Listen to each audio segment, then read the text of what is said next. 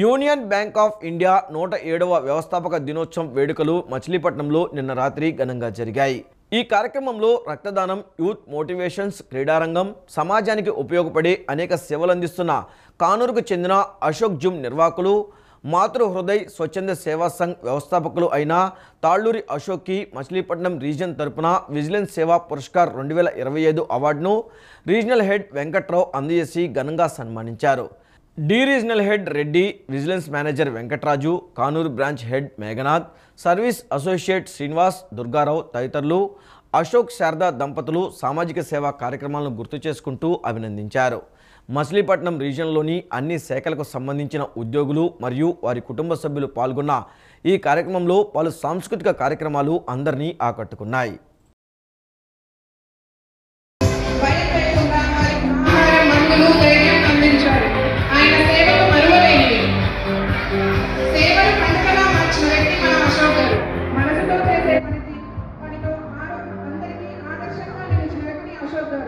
నిజంగా మన రీజియన్ గౌరవం మన అశోక్ గారు మన రీజియన్లో ఉన్నారు.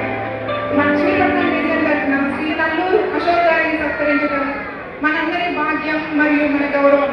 ధన్యవాదాలు అశోక్ సార్.